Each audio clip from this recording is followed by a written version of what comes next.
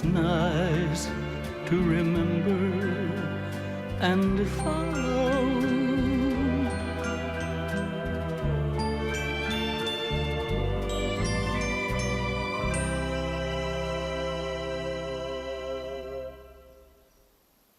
Okay, Jay, I'm just gonna take a deep breath and relax. You know how hot I am?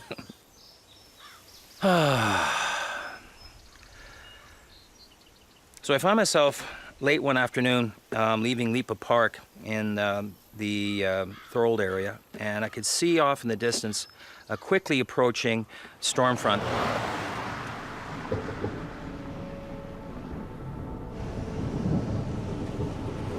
As I was passing along the road, I noticed a drive-in theater, and it had on its billboard the movie Twister.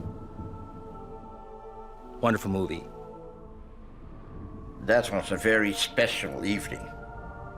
It is amazing that we still have a vivid memory of it. We arrived there, and when we saw the movie, it was Twister. We knew it was a bit overcast when we left, but we weren't worried about it. It didn't look like anything in particular happening. Me and my family went to the drive-in to see Twister. There's not too much I remember about things that happened when I was younger, but this is something that you can't forget. The cumulonimbus wall that was in front of me was now actually upon me. I have seen many times passing cumulonimbi and have seen what looks like the beginning of funnels. I know the cloud system, a cumulonimbus, can be pretty serious.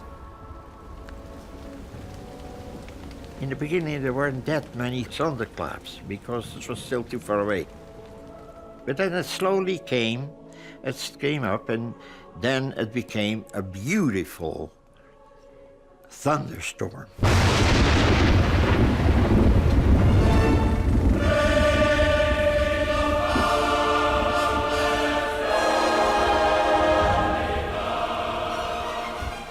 I was about 7 or 8. My parents would take us to the drive-in when we were kids, and in my memory, we were there when it happened.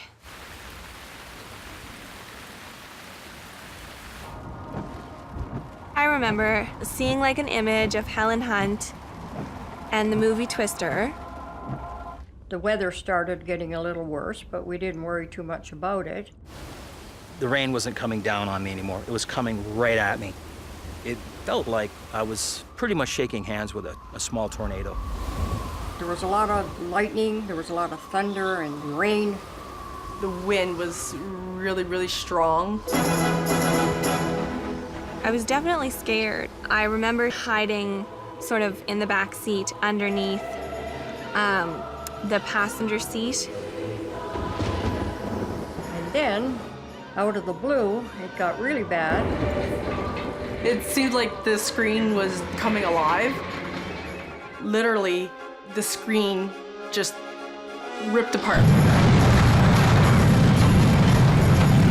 I remember it taking out the entire movie screen where the film Twister was playing.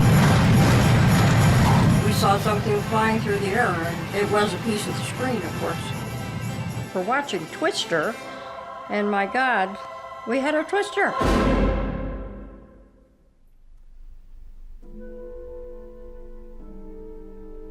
The next day, one of our local papers filed a story and basically said, it appears a Twister hit a drive-in that was showing Twister. I get occasional email from people who insist that it happened. They were there that night, they saw it happen. I wasn't there that night, and I'm not saying nobody saw it go through the screen, but if they saw it, there certainly wasn't a movie being shown at the time. When it was screened over the long weekend at a drive-in theatre near St. Catharines, the audience was treated to a virtual reality version. A real Twister blew through Thorold's Canview Drive-In, taking the screen with it. The drive-in employees lived through it. They're the ones who actually know what happened. And I'm sure that night was pretty terrifying for them. My name is Anna Tamanek. I was manager of the Canview Drive-In Theater, worked for the company Cineplex Odeon, and yes, I was working that night.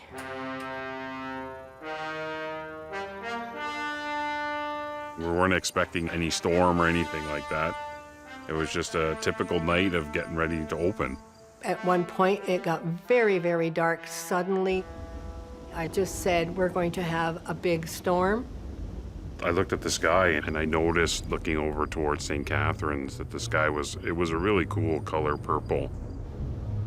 And I said, oh, something's gonna be coming. You could just tell, right, by looking at the sky.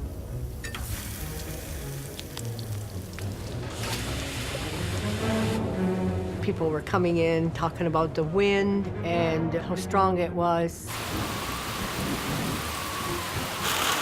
But I remember sitting in the box office, and that's something I'll never forget. It came behind us, and that's where the door is to get out.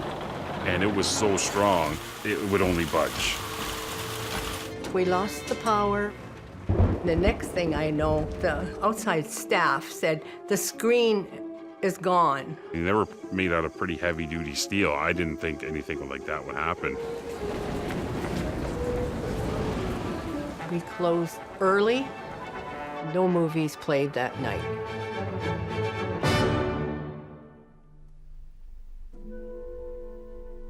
How do you know a memory that you've had is in fact a true memory? We are natural storytellers about our lives, about our histories, both as individuals and as cultures.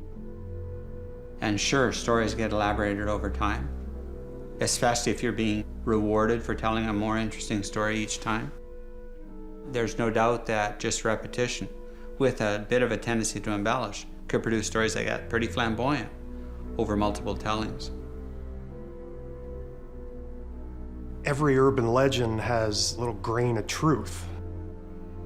Really quickly, that story became, it was showing Twister, but it actually hit the screen while Twister was playing.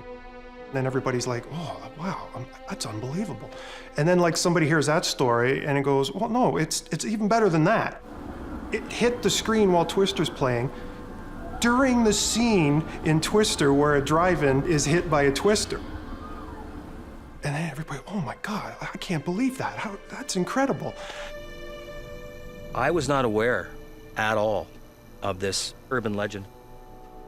To sit here now knowing of the stories that have evolved over the years, I find it somewhat fantastic in some ways and believable in another.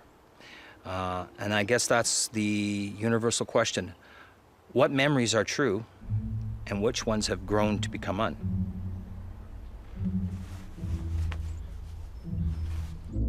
We assume that human memory works like a tape recorder. You've tape recorded the initial experience, and then when you go to remember it, you play it back and you describe it. But that's not what happens, because every time you tell a story, every time you go back to a memory and you use that as a basis for telling a story, you're remembering now the new story that you told. So every new little embellishment that you might introduce, even unwittingly or even prompted by somebody else, can get incorporated into that memory, so that over time the memory starts to change. I had originally, for the longest part of my life, convinced myself or remembered that I was at the drive-in and I was there when it happened and I'd seen it as it happened.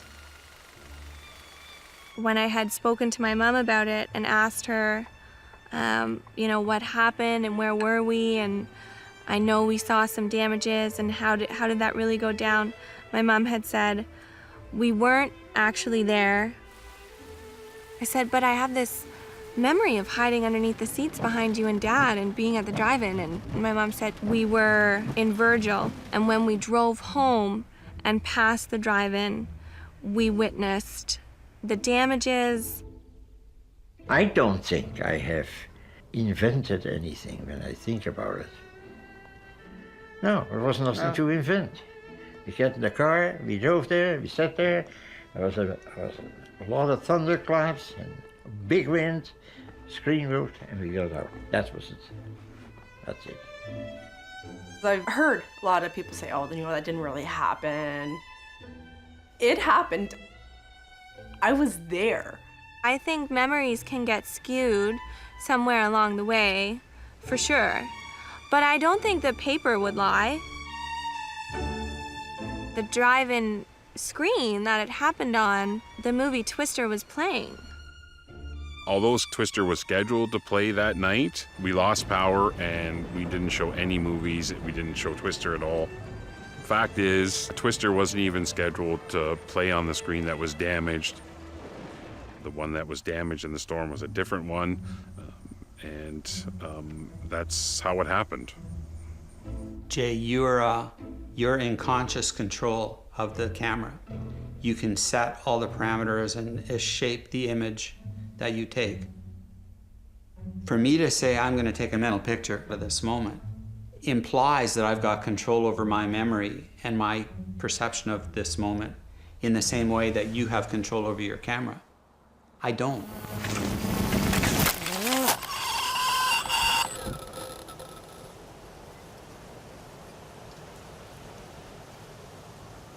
When we were at driving, sitting through this storm, it wasn't scaring me at all. A thunderstorm today is fantastic for me. I love it. It always reminds me there's no danger to it. And not as much danger anyway as it was when you were in a bombardment. And I went through many of those. We had bombardments probably every night for years. And you saw the lightning of the bombs, and you heard the explosions later on.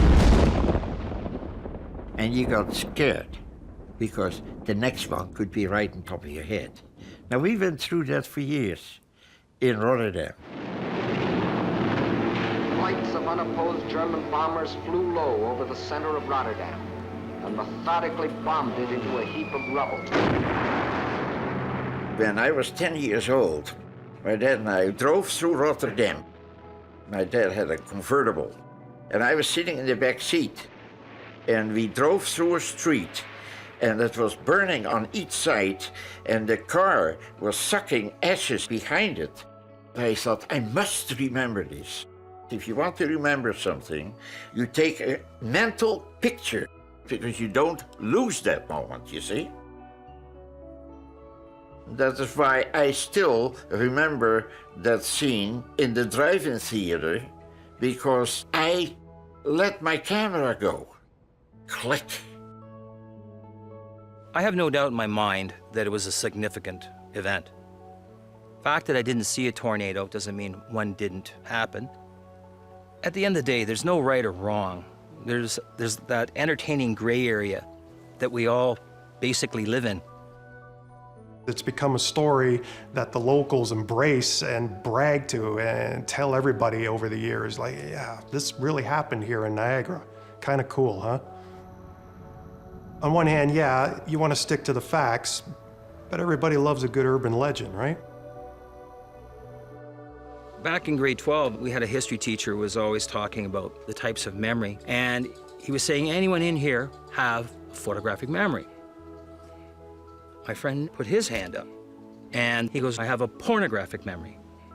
And he said, and how is that?